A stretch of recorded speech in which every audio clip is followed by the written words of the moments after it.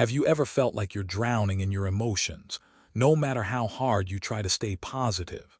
Every night, your mind spirals, old memories, regrets, worries about the future.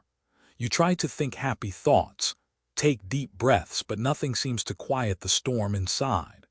What if I told you that the real problem isn't your emotions, but your relationship with them? What if I told you that for over 500 years, there's been a hidden truth that could completely transform your emotional world?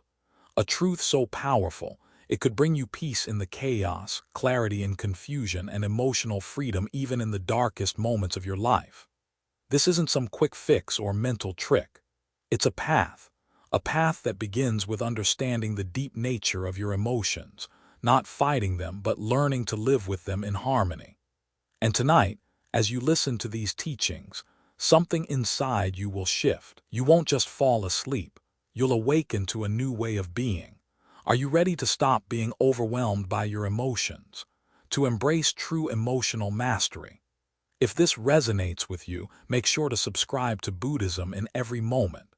Your support means everything and motivates us to keep bringing you deep, transformative insights that can change your life. Join us on this journey of inner peace, and together, we can explore the wisdom that's been passed down for centuries, ready to reshape how you experience every moment of your life. Part 1. The Illusion of Control. Have you ever stopped and wondered why, despite all the self-help books, positive affirmations, and endless advice on how to stay happy, the feeling of being overwhelmed by your emotions never truly fades? It's as if no matter how much you try to think happy thoughts or take deep breaths, the tide of your emotions rises higher and higher, pulling you under. The weight of your thoughts, the guilt, the regrets, the anxiety, they don't go away. They just seem to build up in the quiet of your mind at night, leaving you feeling like you're stuck in a never-ending cycle of mental chaos. So, what's the secret that no one talks about? The truth is, the problem is not your emotions. It's your relationship with them. And here lies the key that Buddhism has offered us for over 500 years. A way to transform this very relationship, not through toxic positivity or superficial tricks, but through a deep, transformative understanding of who we truly are and how we experience the world. What if I told you that you don't need to suppress your emotions or pretend that everything is okay? What if the key to emotional freedom is not about escaping the feelings that arise, but understanding how to feel them without being consumed by them? This isn't just about feeling better. It's about understanding emotions in a way that allows you to experience them fully, but not let them rule your life. We spend so much of our lives trying to control everything around us: our thoughts, our reactions, our emotions. Society tells us to stay positive, to avoid anything that might make us feel uncomfortable or sad. But what if the more you try to control these feelings, the more you fuel them? What if true peace comes not from trying to control life, but from learning how to flow with it?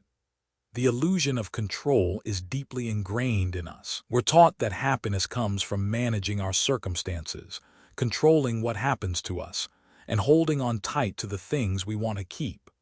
But the truth, as Buddhism teaches, is far simpler and more profound. Life is not something you control, it's something you experience.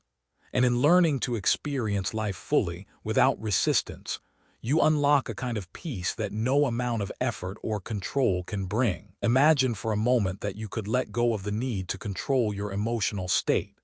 Instead of trying to force positivity or hide the pain, what if you could meet each feeling with wisdom, kindness, and clarity? What if you didn't have to escape the pain but could simply understand it, embrace it, and let it pass without it consuming you? This is where Buddhism comes in. Buddhism doesn't ask you to ignore or repress your emotions. It teaches you how to sit with them, understand them, and release them in a way that leaves you unshaken, even when the storms of life rage around you. In this moment, you can begin to shift the way you think about emotions. Instead of seeing them as enemies to be fought, you can begin to see them as waves on the ocean. Sometimes they rise up, sometimes they fall, but the ocean remains steady beneath them. This steadiness is your true nature, a deep, calm center that isn't affected by every wave of emotion. This is the path to true emotional mastery. And here's the most powerful part. This wisdom is already inside you. You don't have to go searching for it outside, in the next self-help book or the next motivational video. It's already there, just waiting to be recognized and nurtured. Part 2, the two arrows of pain. You felt it before, haven't you? That sharp sting of a painful experience. A relationship that ended too soon, a dream that didn't come true, or a moment of failure that haunts you in the quiet hours. At first, the pain is raw and overwhelming, cutting through your soul like a blade.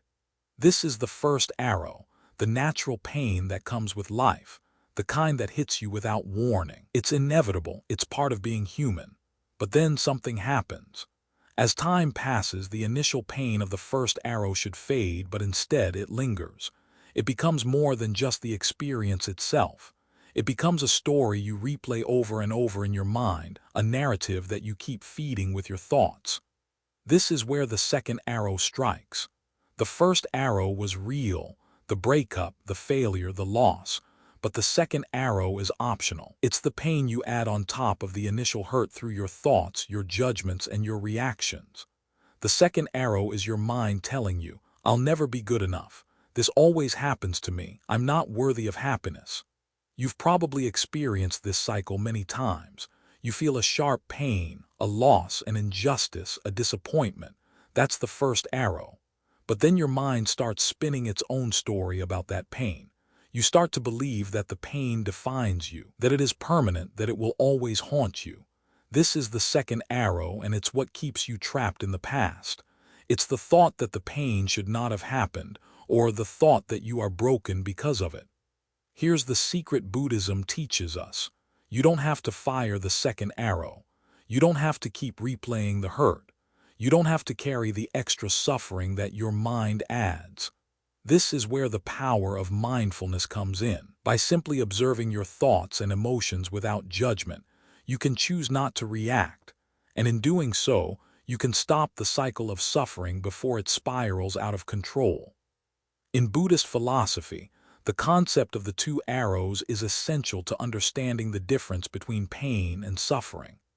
Pain is a natural part of life, but suffering comes when we add to that pain by refusing to let it go. The second arrow is what keeps the wound open. It's what makes the pain last longer than it has to. But here's the real breakthrough. You can change this. You have the power to stop the second arrow. It begins with awareness, the ability to see that the extra pain is optional. When something difficult happens, instead of automatically reacting with fear, guilt, or shame, you can pause, take a breath, and recognize the first arrow for what it is, a painful but temporary experience. Then, without judgment, you let it be. You let it pass, just like any other feeling. You stop identifying with it and stop making it your story. This is not to say that the pain will disappear immediately or that you'll never feel hurt again. It's about responding differently. By acknowledging the pain, accepting it as part of life, and then letting it go, you give yourself the freedom to experience life without constantly dragging the past into your present. Every time you practice this, you strengthen your emotional resilience.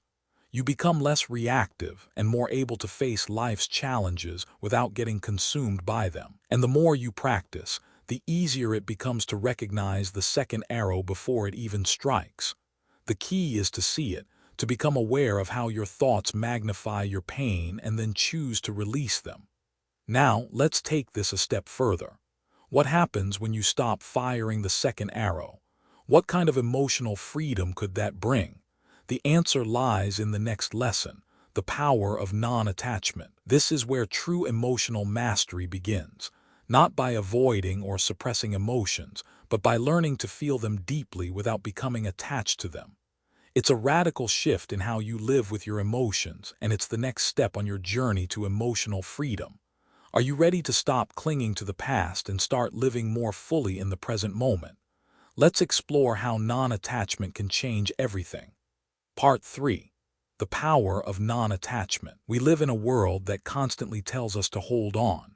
We are encouraged to hold on to relationships, to success, to our possessions, to our ideas about ourselves, and even our emotions. We are taught to grip tightly to everything that gives us a sense of security. But what if I told you that the key to emotional peace is not holding on, but learning to let go? In Buddhist philosophy, this is the heart of non-attachment, the practice of experiencing life fully, without clinging to anything. Non-attachment is not about detachment or indifference. It's not about shutting yourself off from life or becoming numb. Instead, it's about experiencing life deeply, fully, and freely, without the need to possess or control anything, including your emotions. What happens when you stop clinging? When you let go of the need to control every aspect of your life, you open up space for something more profound: freedom. Non-attachment doesn't mean you stop caring or stop loving. It means you stop needing things to stay the same. It means you can love without fear of loss, care without expectations, and experience joy without the pressure to make it last forever. The more we cling to something, the more it has power over us. But when we release our grip, we are free to experience the present moment fully without the weight of fear or longing. This doesn't come naturally. It's a practice, and it requires a shift in how we approach life. For instance, let's take relationships. Most of us have been conditioned to believe that love means holding on, keeping our loved ones close, controlling the relationship to make sure it doesn't change. But what happens when we try to control a relationship? It starts to suffocate. It becomes based on fear, fear of losing the other person, fear of change. Non-attachment allows us to love deeply without the need to hold on to the other person. It allows love to be free, flowing, and light without the weight of fear. The same goes for success.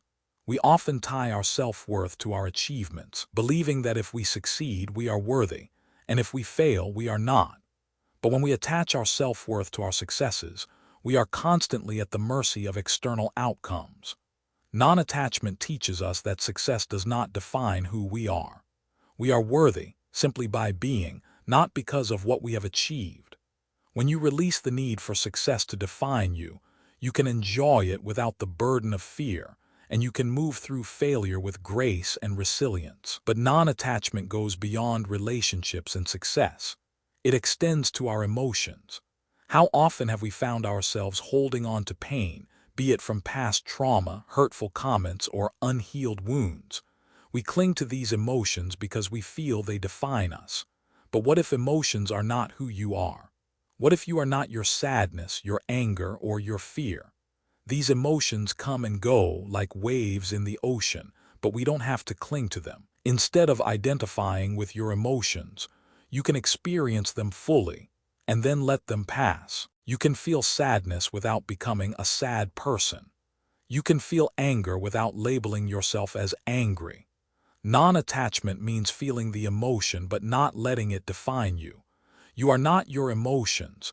You are the one who experiences them.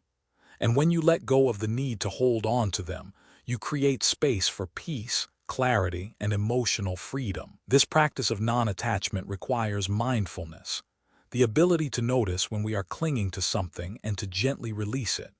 It requires us to stop reacting from a place of fear or need, and to begin responding from a place of awareness.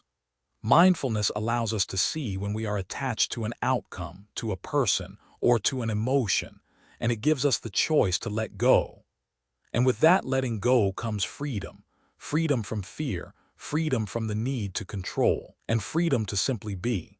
As you practice non-attachment, something extraordinary happens. You begin to experience life as it is rather than how you wish it would be. You start to accept life's impermanence. Everything changes, and non-attachment helps you find peace in that change. You begin to see that holding on only creates suffering, but letting go creates space for growth, for love, and for inner peace.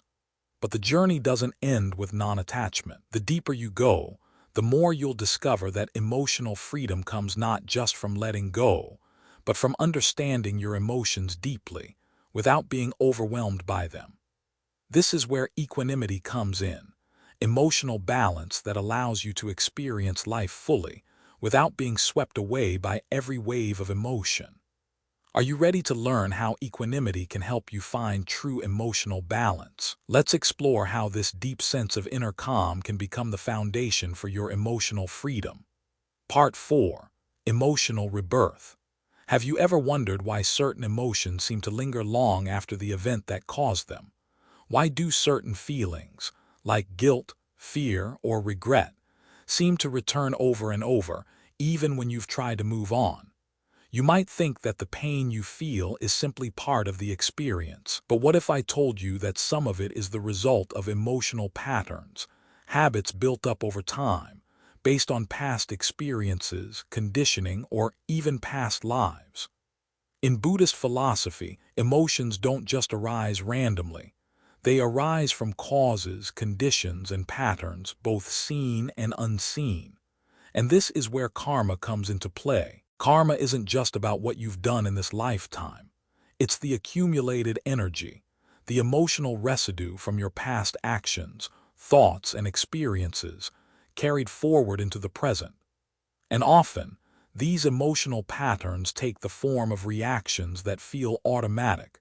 You find yourself getting angry or anxious in situations that seem unrelated, but the emotions seem familiar, like echoes of the past. The concept of emotional inertia is powerful. Much like the physical world, emotions can build momentum. A small feeling of discomfort or sadness can snowball, becoming something much bigger and more overwhelming, simply because we don't notice it. We react automatically based on what we've learned, what we've been conditioned to feel in certain situations. These patterns run deep within us, shaping how we respond to life's ups and downs. But just like any other habit, emotional patterns can be broken. Emotional rebirth is about becoming aware of these patterns, recognizing them, and choosing to act differently. It's about breaking free from the autopilot of emotional reactivity and creating space to respond from a place of mindfulness, rather than from the same old conditioned responses. This is where Buddhism offers us a unique perspective on emotional healing. Instead of simply suppressing emotions or avoiding them, we're taught to meet them with awareness, to sit with the discomfort and simply observe, without adding stories or judgments. When we become aware of the patterns that shape our emotional reactions, we can choose to step off the emotional treadmill we've been running on. Take anger, for example. How often do you find yourself irritated by small things, only to realize later that your reaction was way out of proportion? That's the cycle of emotional inertia in action. You might be reacting to something that's not really happening in the present, but instead is a response to an old emotional wound or a familiar pattern from the past. Emotional rebirth is about seeing that you don't have to react in the same way every time. When you begin to notice your reactions in real time, you can interrupt the cycle and decide not to follow through with the old pattern. It's a practice of presence, noticing your emotions as they arise, without judgment, without trying to change them. Instead, you observe them, feel them, and allow them to pass naturally. This practice breaks the chain of habitual emotional responses and opens up a space of freedom and choice. But breaking old patterns takes more than just awareness. It takes compassion. Compassion for yourself, for your emotions, and for your past. You are not your emotional patterns, and you are not defined by the emotional reactions you've carried with you for years. You are simply someone who has learned certain ways of reacting, and with practice, you can learn new ways of responding. One powerful way to practice emotional rebirth is through meditation. Meditation helps you slow down, notice the subtle patterns in your mind and body, and cultivate a sense of calm and clarity that allows you to see your emotional responses more clearly. When you meditate, you create a space between the stimulus, the event or situation, and your response, the emotion that arises. In that space, you can choose to act from a place of awareness, rather than from automatic reaction. Meditation helps you recognize the first arrow of pain, and then choose not to fire the second arrow of suffering. This process of emotional rebirth is not an instant fix. It takes time, patience, and practice.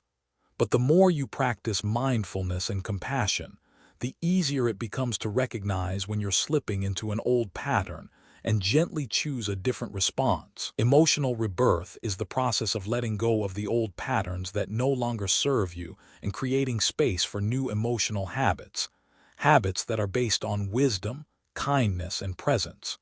Now, as you begin to break free from these old emotional patterns, you will start to experience a new kind of freedom, freedom from the past, freedom from the emotional baggage that has held you back. But this new freedom is not about denying your emotions. It's about experiencing them without being controlled by them. It's about understanding your emotions deeply and responding to them with clarity and wisdom. And as you experience emotional rebirth, you begin to move towards something even deeper, the power of equanimity, the ability to stay balanced, calm, and centered no matter what emotions arise.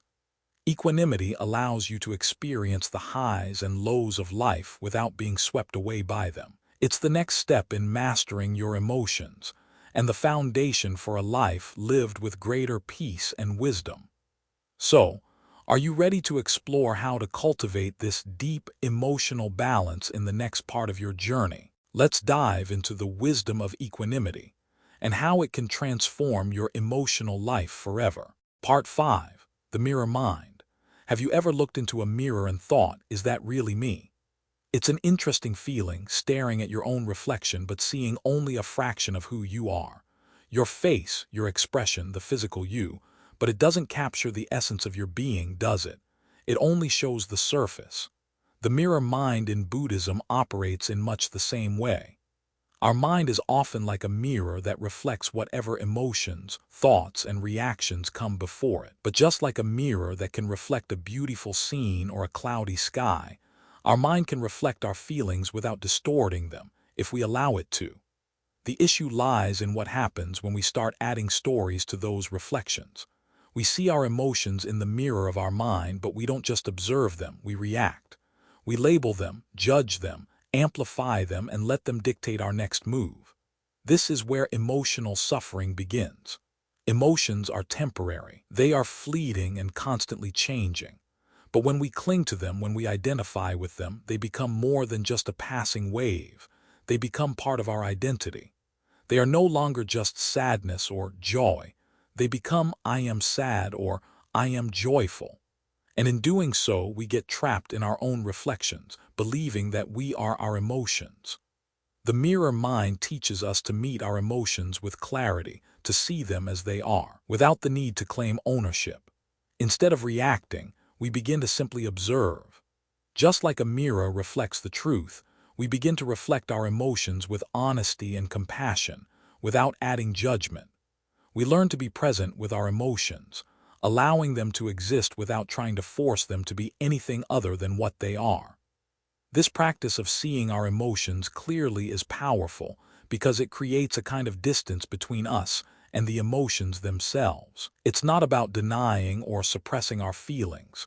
It's about seeing them as temporary visitors rather than permanent residents.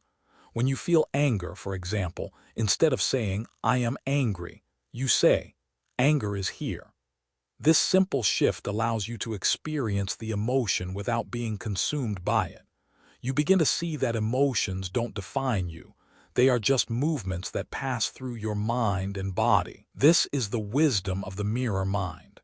The ability to look at our inner world with clarity, to see the emotion for what it is, and to allow it to be. Without the need to hold on to it, manipulate it, or fight it, we simply witness its movement.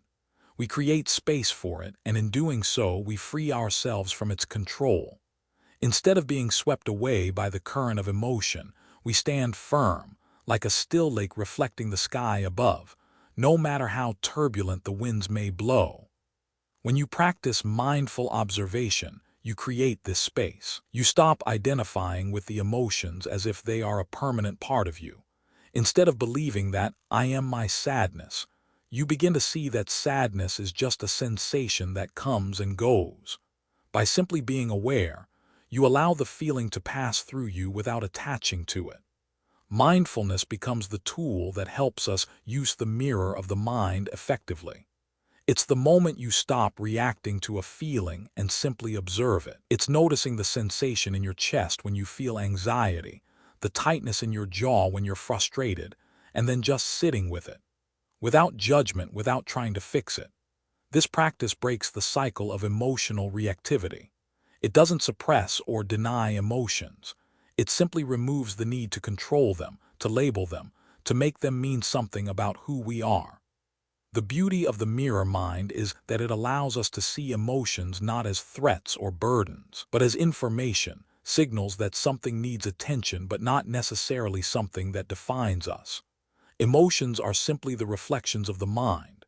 They reflect the conditions we are experiencing, the past memories that arise, the circumstances around us. But they are not permanent, and when we see them as passing moments, we can experience them without getting entangled in them. Take a moment to reflect. How often do you find yourself saying, "I'm angry," or "I'm sad," as if those feelings are an essential part of who you are? What if instead you saw them as part of the ebb and flow of life, emotions that come, that stay for a while, and that eventually fade?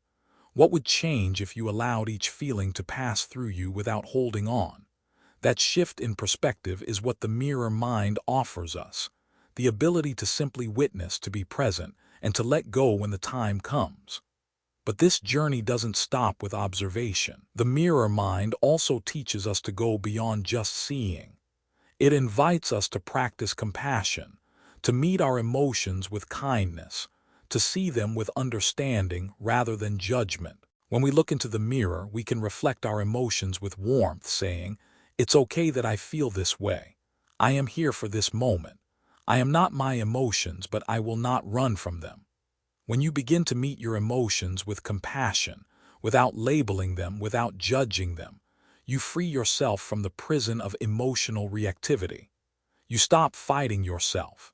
You begin to see that every emotion, whether pleasant or unpleasant, is just a part of your experience, not something you need to control or suppress, but something you can embrace with wisdom and kindness.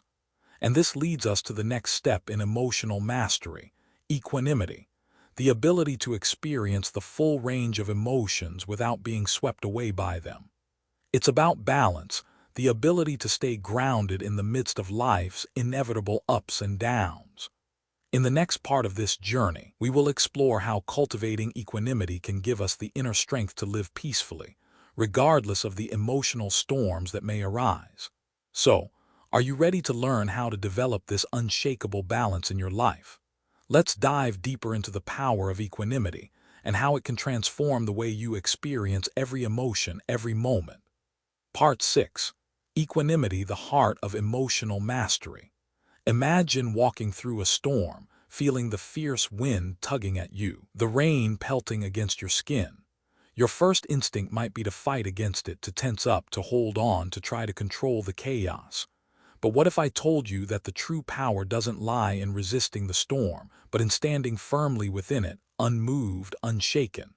This is what equanimity offers us, a steady, calm presence, no matter how turbulent the emotional storm around us.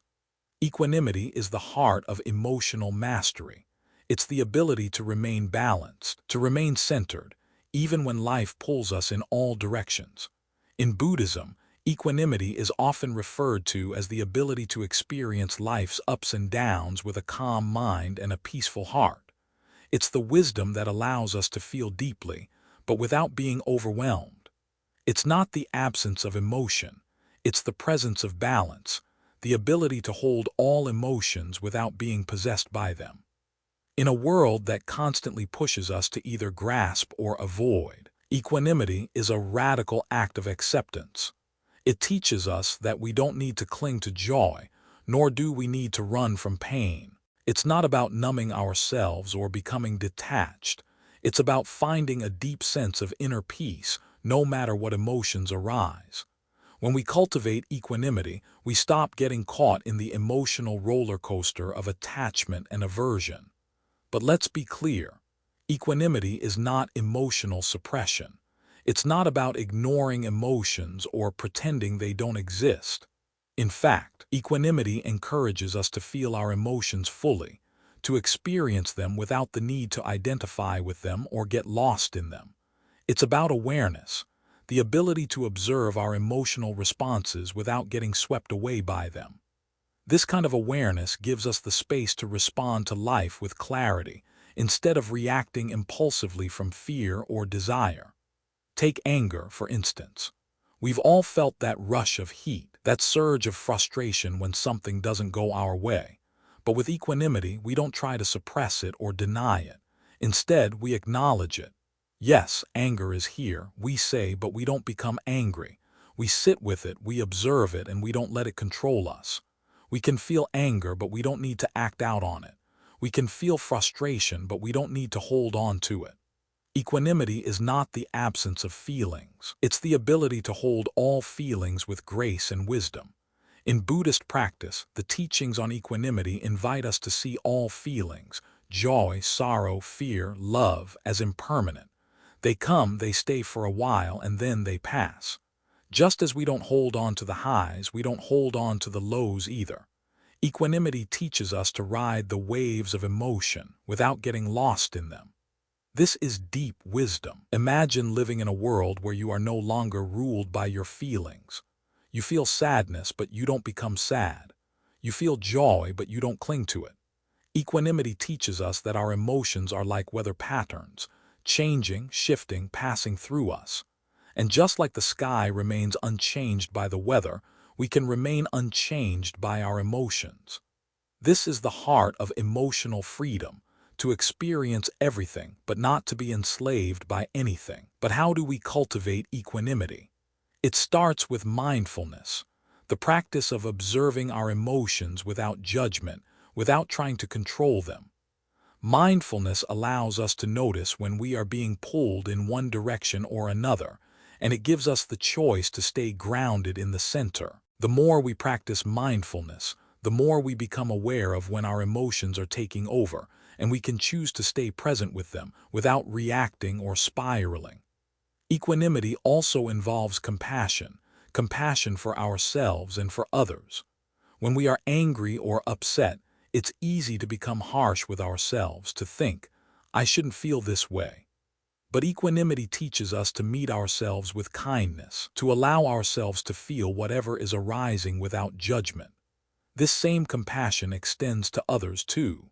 Instead of reacting to someone else's anger or frustration, equanimity allows us to hold space for them, to respond with clarity and patience. But the true beauty of equanimity lies in its ability to bring us back to ourselves, to reconnect us with our inner peace. No matter what is happening around us, we can remain calm, grounded, and centered in the midst of it all. This is what Buddhism calls the middle path, the path of balance, where we don't swing between extremes of craving and aversion but remain steady, no matter what arises. And when we begin to live with equanimity, we begin to experience life with less urgency, less emotional tension, and more freedom.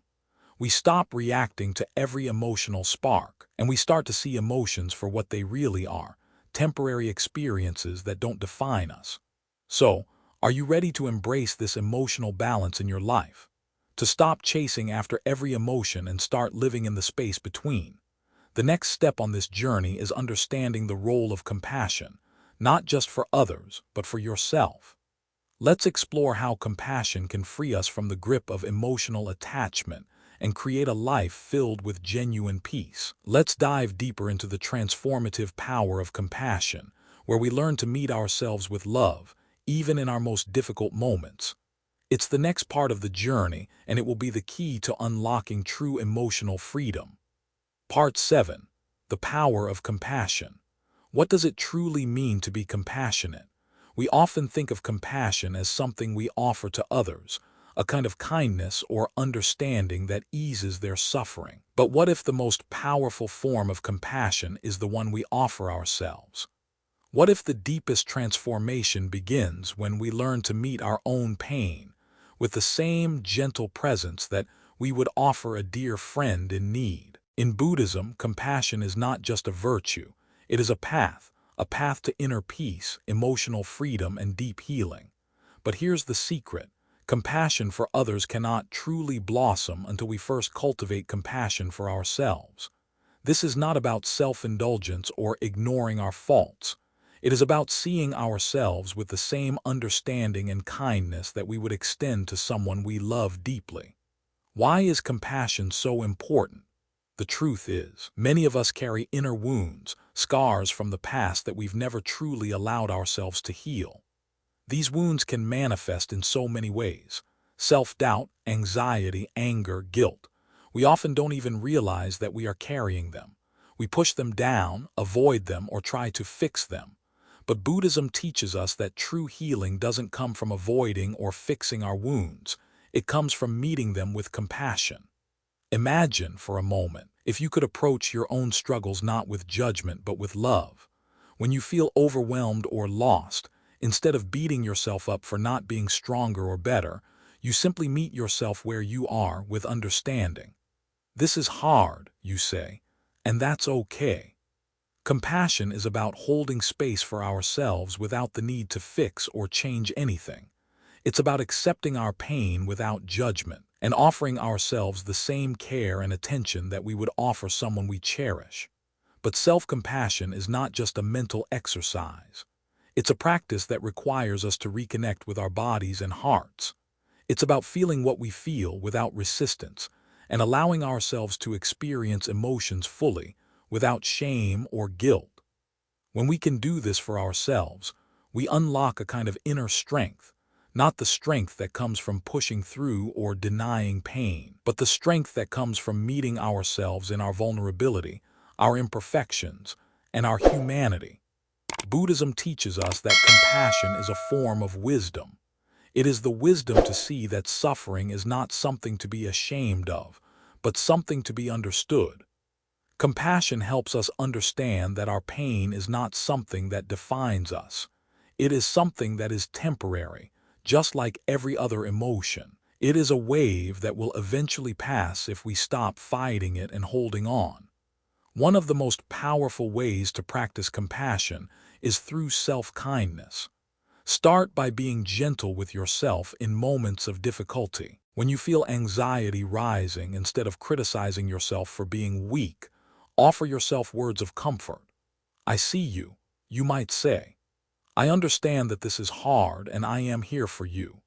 This simple act of acknowledging your pain and meeting it with kindness creates an inner space of healing.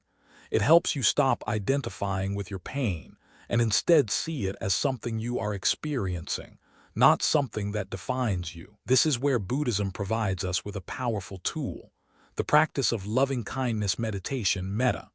In this practice, we offer love and well wishes to ourselves and others, starting with the most vulnerable parts of ourselves. We begin by directing love towards ourselves. May I be happy, may I be healthy, may I be safe, may I live with ease. These simple words of kindness help us reconnect with our innate goodness, reminding us that we are worthy of compassion, even in our moments of struggle. Another key practice in Buddhism is compassionate listening. This means not just listening to others, but also to ourselves, listening deeply to the thoughts, feelings, and sensations that arise in our minds and bodies. When we approach ourselves with curiosity instead of judgment, we begin to understand what's driving our pain, our fear, and our anxiety. Compassionate listening allows us to hear our own needs, our own emotions, and respond to them with the same gentleness that we would offer to someone else. This compassionate listening also extends to our relationship with others. When we practice compassion for ourselves, we naturally begin to offer that same compassion to others. We stop judging or reacting to their pain, and instead, we meet them where they are. Compassion makes us available to listen, to be present, and to hold space for others without the need to fix them or change them. This is not the same as sympathy or pity. It's the ability to simply be with someone in their pain, offering understanding and kindness without expecting anything in return.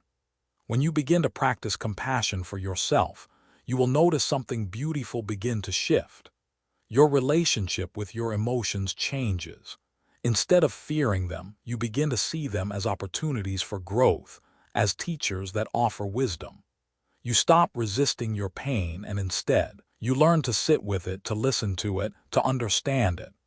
This deep listening creates space for healing, for peace, and for freedom. Now, as you cultivate compassion for yourself, you will start to experience a profound sense of peace.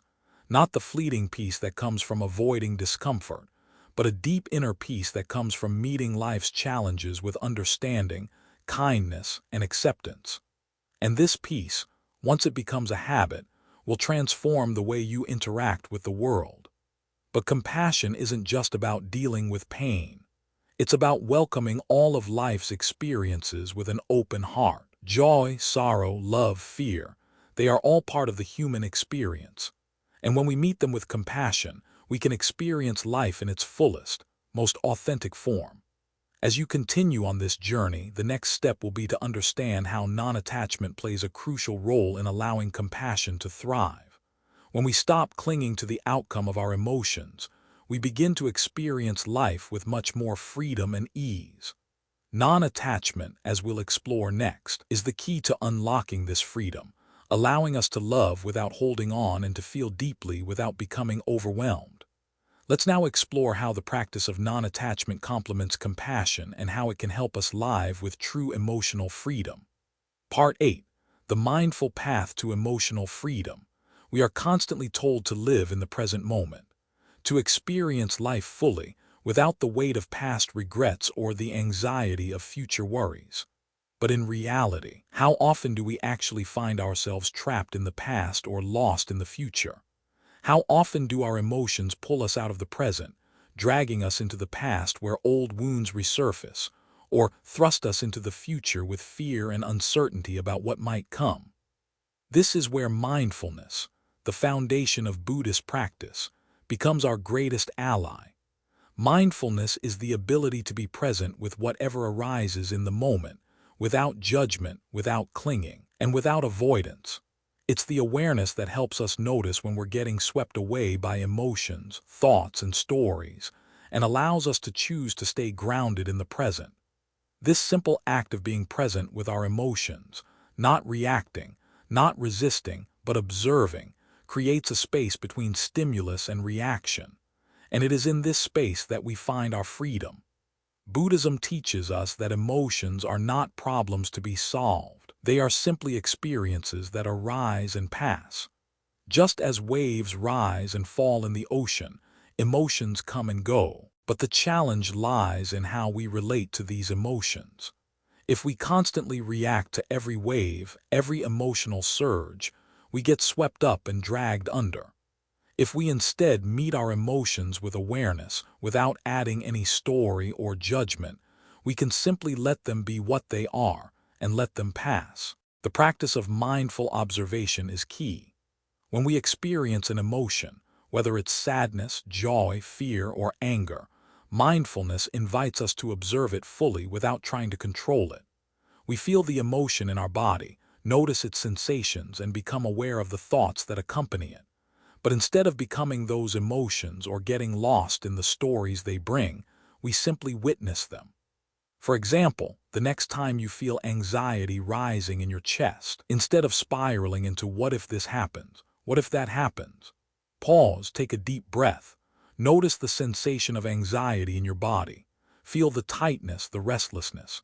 Instead of adding meaning to it like I am anxious or this is bad, just sit with it.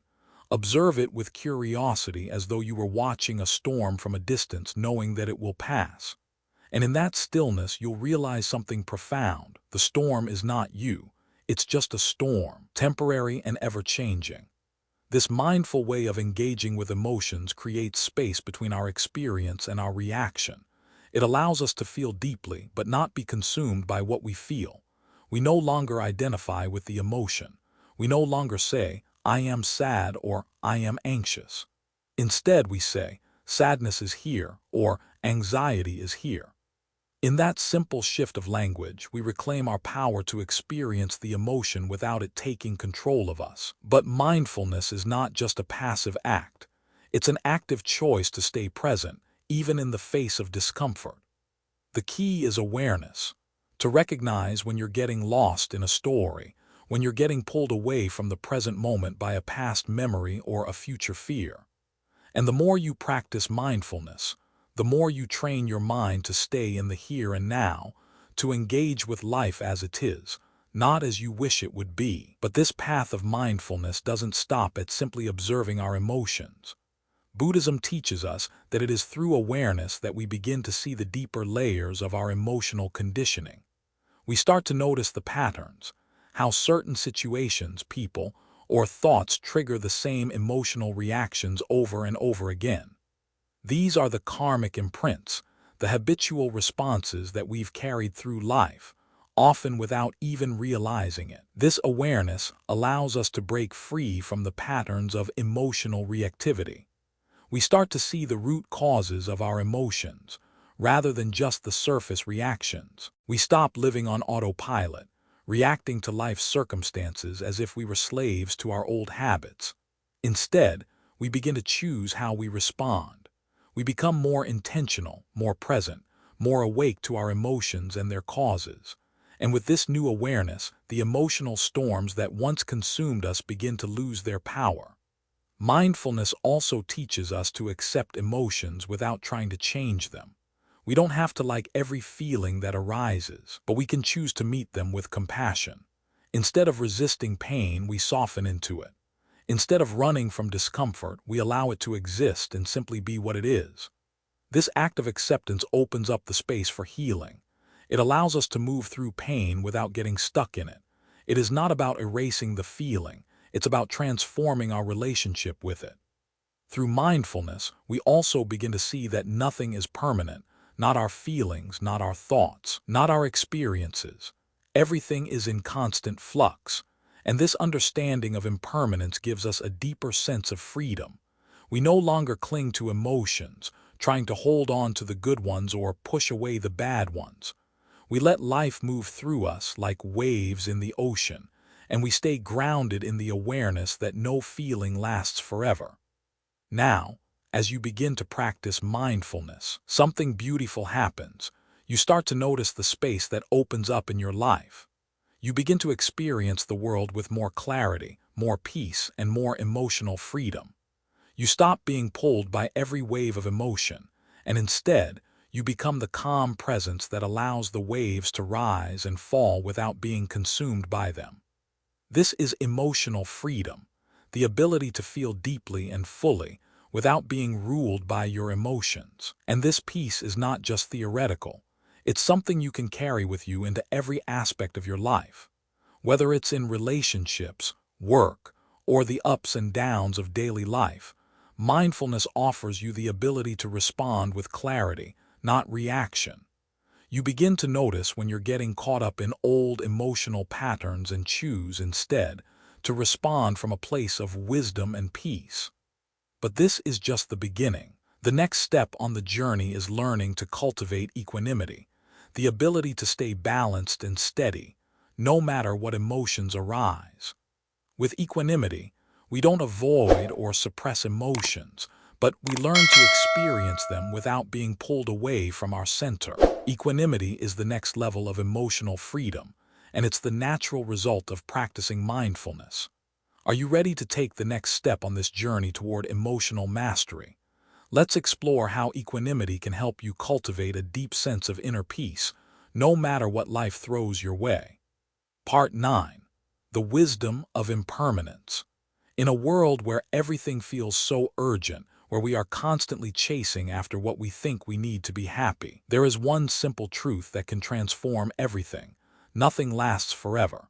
This might sound like a cold or depressing fact at first, but in Buddhism, it is the greatest source of freedom. It is the understanding that everything, every emotion, every thought, every situation is temporary. Why does this matter? Because impermanence gives us the space to breathe, to live freely, to stop clinging to things that are out of our control. It's the understanding that change is inevitable, and with that understanding comes peace. It's the foundation for the freedom that comes from non-attachment, not because we stop caring or stop engaging with life, but because we stop fighting against it. When we think something is permanent, we cling to it. We try to hold on to moments, relationships, successes, or feelings because we believe they will make us happy. But the more we cling, the more we suffer when they slip away. This is the essence of emotional suffering, the belief that something can or should stay the same, that something external can fulfill our inner peace. Impermanence teaches us that nothing in life is fixed. We live in a world where things are always shifting and changing. Our emotions, our circumstances, even our relationships. And instead of resisting this change, instead of trying to freeze moments or control outcomes, we can embrace life as it is, knowing that everything, both the joy and the pain, will eventually change. This understanding is liberating because it helps us stop clinging. We stop clinging to happiness because we know it will come and go. We stop clinging to pain because we know it will eventually fade. By accepting that everything is impermanent, we release the emotional burden of trying to make life stay the same.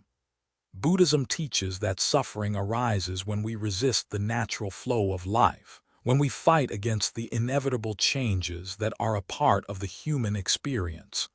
We cling to what we want and avoid what we don't, creating a cycle of attachment and aversion. But impermanence teaches us that everything comes and goes, and with this knowledge, we don't need to cling to the highs or avoid the lows. We simply let life flow through us. Consider the example of grief.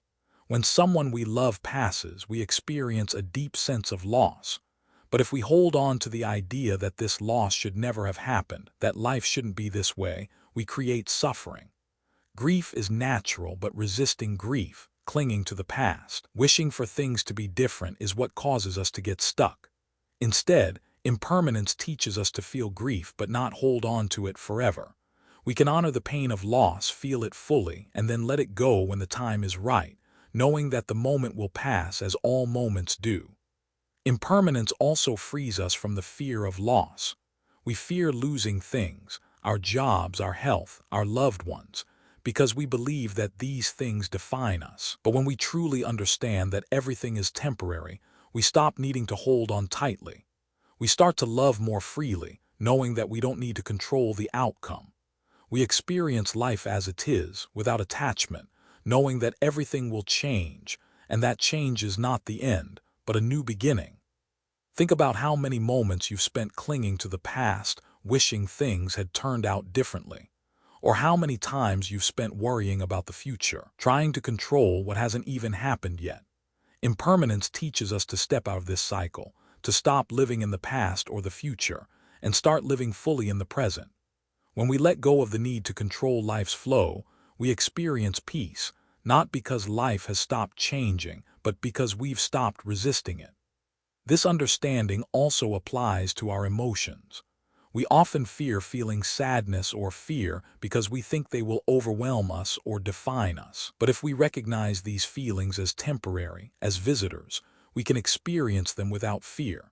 We know that sadness will eventually pass just as joy will. And in this knowledge, we can fully embrace both without clinging to the good or running from the bad. By embracing impermanence, we also learn to let go of attachment to outcomes.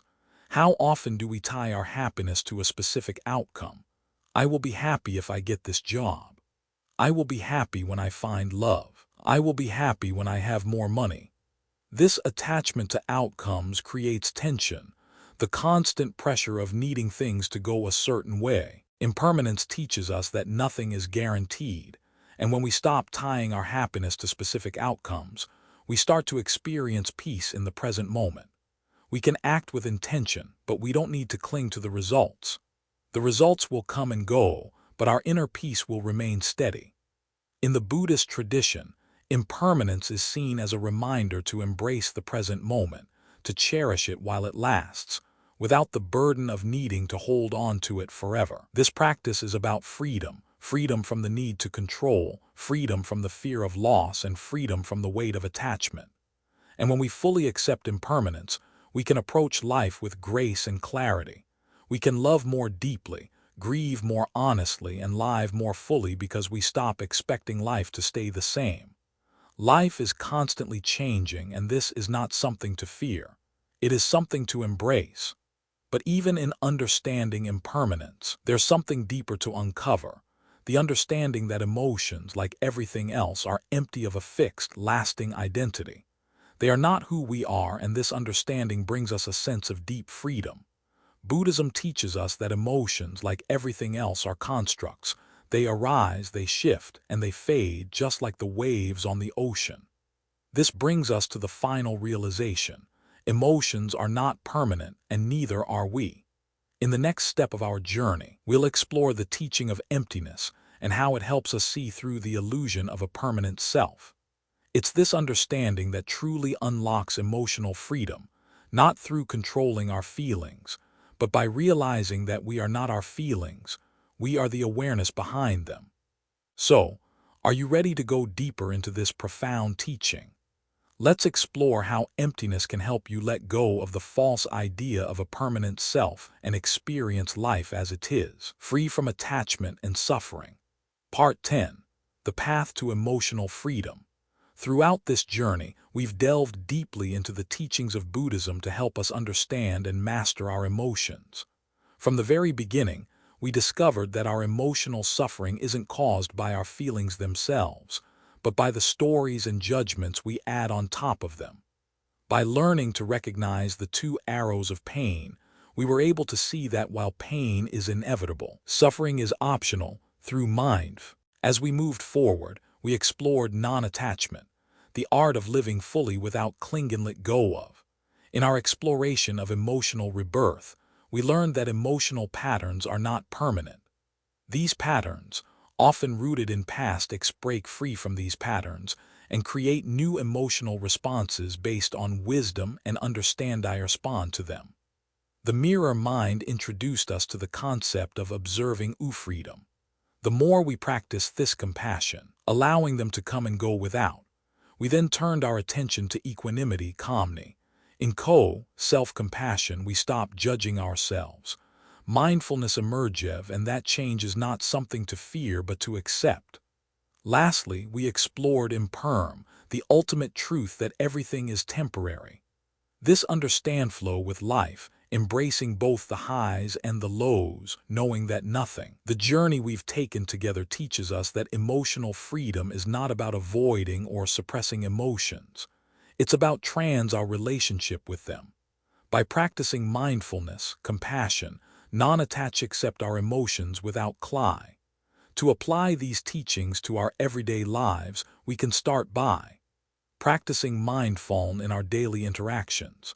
When we feel an emotion rising, we can pause, observe, cultivating non-attachment by recognizing when we are clinging to an outcome, a person, or a feeling.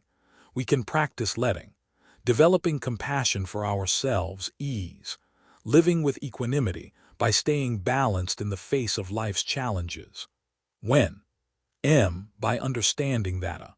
Don't forget to subscribe to Buddhism in every moment to support the channel and get more transformative content like this. Your support encourages us to continue creating insightful and meaningful videos that can help us all find peace and wisdom in every moment of our lives. Thank you for joining this journey, and I look forward to seeing you in the next video.